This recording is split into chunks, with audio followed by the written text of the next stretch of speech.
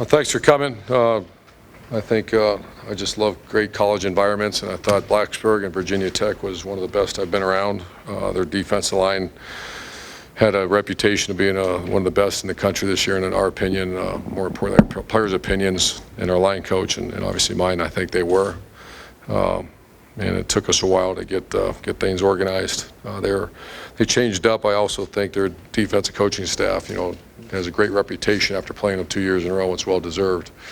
They fit their personnel. Not that this is about them, but I just think and I told our coaches that when you hear that you have a system and you have to go recruit players that fit the system, in my opinion, that's not a good football coach. You fit your system around what you have, and they got real twitched up, not real big, but they're real fast. And if you really watch that film closely, like real fast. And they did exactly what I would expect our defensive staff to do with that kind of personnel. Real fast, real physical guys. A drop pass here, turnovers, and offensively a little disappointed with execution. However, at the end of the day, we played if you count last year's last 3 games, last 4 games, we faced 4 defenses probably in the top 10 in the country, and still scored a lot of points, and just have to clean things up on defense. I thought our guys played well. They hit us on 2 throwbacks, which obviously 2 well-executed plays, and we put our the fumbled punt right before half really hurt us a little bit. But the positives, when you have to regroup and come out after halftime, and with the losing the lead, and then the crowd the way they were at that point in time, I think at the long run it's going to be good for our team to watch them fight through that. Champions on offense were our captain, Taylor Decker. Champions mean they grade a champion effort in the game they played, and Taylor Decker, Chase Ferris making his first start, graded a champion, and everybody's very excited for him when I announced that to our team. Our guys like him. He's really invested for this for a long time, and he's earned that. Zeke Elliott graded a champion, 94 yards after contact. Curtis Samuel making his first start. I don't know if he started. He didn't start, but he graded a champion at wide receiver. And then player of the game was Braxton Miller. The interesting thing about our offense is that a guy like Braxton touched the ball 4 different ways. He direct snap, played quarterback, got handed to him as a running back, got pitched to him as a jet sweep guy, and then he got thrown to him as a wide receiver. And that's our job as coaches too. If you get a freak athlete or a guy that's excellent in space, get it there. You can't just do that at wide receiver, because what if the defense takes away that wide receiver? And so that's something that we've been doing for years, and it's great to be able to do that, a guy like Braxton. On defense, you got Tyquan Lewis, graded champion, first start champion. Adolphus Washington, Raekwon McMillan, first start champion, and Gary Conley, first start champion. Those are 3 of the 4 champions, or first-time starters. And Tyvis Powell was defensive player of the game, played very well, and he's also a captain. On defense, on kicking, champions were Dante Booker, Curtis Samuel, Garyon Conley. Those are 3 tackles inside the 20 on kickoff, very good coverage, and Josh Perry recovered the onside kick. The Special Forces player of the game was Paris Campbell, obviously a redshirt guy that didn't play last year. He's all over the field. He had a tackle inside the 20 and the yard line on kickoff, and he's the one that hit the punt returner for a no gain on punt. So with that, I'll answer any questions for you. Second row, right, Dave. Earlier, there was so much focus and attention for you guys in the summer on this opener. Now you come back, short week, big favorite, and these guys, your players are being told on the outside they're not going to face another challenge for the next 9-10 weeks. How do you kind of guard against that? Where I don't know, it's an interesting thing. You just guard against everything, man. I mean, this is nuts. I guess you have guards to guard the guards, right, or guard the player. But that's our, we go 9 strong, and I hold every coach accountable, and you watch for indicators how they're slipping. And I said that in the summer. One is academics, others is work ethic on the practice field or weight room, and any social issues that you're dealing with. Those are 3 indicators that we watch very closely. And if I see it, the good thing is if you slip up, there's some pretty good players here. That means the next guy's pretty good too. So that is something we have to watch. But. Back row right, Clay. Your quarterback situation, a work in progress. Yeah. Is Cardell the starter and JT's the backup now, or how does that? No, I don't know. You got to watch. What you said before, after the game, I don't know who's starting next. Yeah, it's delicate, man. I don't know. I do know. I should. Head coach saying I don't know, boy, that probably sounds bad. I know JT had one rush for 40 yards and one pass for a touchdown, and was engaged, was leading the team, knew he wasn't going to take the first snap, and talked to the team before they went out. There might be packages that I'm going to put in. We talked about that today with the quarterbacks, with maybe JT. So I don't know. It's they both have to be on call and ready to go. And I've never been in a situation like that they're both pulling for each other. It's the damnedest thing I've ever seen. It's really cool to see that. Front row right, Austin. Does it seem strange at all to you that what Cardale has accomplished in 4 games, that he's not actually started for Ohio State in Ohio Stadium? Does it seem odd to you? Yeah, I didn't realize that until you just said that. That's real odd. I guess, I don't know if you want me to comment. That is odd. Does, Is that a question or a statement? I don't know, maybe it's both. Yes. When you referenced those packages, do you feel like for the most part what you did with the quarterbacks on Monday is a blueprint that you are going to continue to use? I really don't know, Austin. A lot of it depends on, the good thing is we expect the expectations in the classroom now, and you screw around, man. Be careful.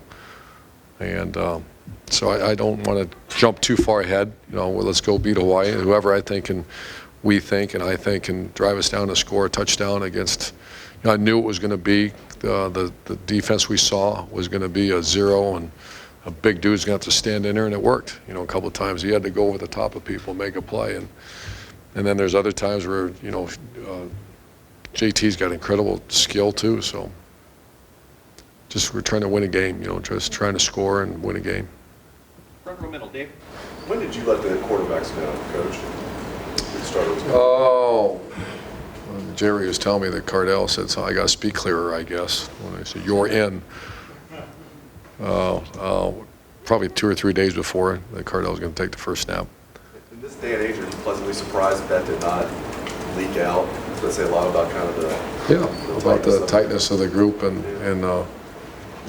maybe Cardale didn't hear me from what he said. I didn't even talk to Cardale about it. And so, yeah, I like that one, because there was a time when I first got here, when someone sneezed in here, it went out, and I made it clear that just if there's anything going out, and I've told you guys, if your sources are in here, you got a guy fired, and if your sources are in a player, your kid's never going to play. So I'd be careful on who your sources are, and yeah, I think that stays within the team. Front row right, Tim. Urban, what is the biggest challenge with literally, is this your one full practice day? It's awful. Yeah, I didn't realize. When Gene and I talked about this last year, I just didn't even think about it. Today's a Wednesday, and we were in just Buckeye gear, but we're going to go Thursday, and tomorrow's third downs. I can't believe it's Wednesday night. And so, yeah, it's real difficult right now. Guys are still sore, banged up. That was a tough game. Physical game, too. That's what I was going to say. Sometimes you play East-West games. This wasn't that. This was a downhill sledgehammer game, and our guys are beat up, so we got to be real smart here how we go about our business. I portrayed it as, I was on some radio show today, and I portrayed it as the cavalry kind of coming over the hill, though. You got Joey Bosa coming back, you got 3 guys coming back. Does that kind of add to like people being on their toes or whatever, or having some fresh bodies available, et cetera? Plus the way you played so many people the other night and stuff. What do you feel about the freshness of your team, I guess, going into this kind of thing? I feel great. I feel the fact that on defensive end we have some depth now. Jalen Holmes and Sam Hubbard were honorable mention. I don't know if I mentioned that. They were honorable mention on defensive line for the way they played. So Sam Hubbard and Jalen Holmes were honorable mention champions. So that's pretty good for first time. I think they're both redshirt freshmen, and that's now you're getting some depth. And he also played a lot of guys on the inside. So yeah, we're and then offensive skill. You got some bodies now, some fast bodies. And were y'all working on at least a little bit on Hawaii in any kind of sense? No. At all? This literally is introduced today. We couldn't. I thought about that. It's a little bit like when we played Alabama last year and said, let's go worry about Oregon because we play them, if we win, but no. Because we treated that one as there is no tomorrow. A Super Bowl type atmosphere. We wanted to all focus, all hands on deck for Virginia Tech. And I'm glad we did. Far left, Matt. Dovetailing off of Tim, just for the coaching staff, what has this week been like? You got back Tuesday morning in terms of 4:30 in the morning, and then we came in, we let them get a couple hours sleep. We came back in, and the GAs had it all done. So that's what happens. You have interns and GAs, and you slap it up on the board, and so we come in and at least get a visual of what's going on. Then you just start watching film. And I had, we had some decisions to make. Do we jump right into Hawaii, or do we fix? Because there's a lot of errors we had against Virginia Tech, and so the coaches made a cut up of Virginia Tech because you only had, also the 4-hour window. We appealed to the NCAA to let us meet with them yesterday and all that, and they said no. So those are all things probably before you schedule a Monday night game, we should ask those questions because we're way behind. What is your just first take on Hawaii and what you're going to see? It's just stuff. It's one of those defenses. It's completely different than what we faced. It's 3-4 defense, and it's called smoke blitzes. Indiana did it last year, and it really hurt us. Some of the teams have hurt us badly with that. Navy, it's a Navy type defense, and it's just unique that something you need reps at, and we haven't had any. Front row left, Doug. Urban, I wanted to ask you about the position battle that everyone in the country is talking about. Your kickers, where does it stand with Willoughby and Nurnberg? We saw Jack out there for that game, but he missed the field goal. So it's open to the kicker. Whoever kicks best tomorrow. Tomorrow's field goal day. Whoever kicks best will be the kicker. And they know that, and a lot of pressure on them. And Jack actually hit it pretty good, and he just missed it. So Sean will have a chance to earn it back. Disappointed right now in our kicking, obviously. That carries on from last year. We were not a very good field goal team, and we have to get better. And in the punt return game with Jalen and Dontre back, where does that stand now?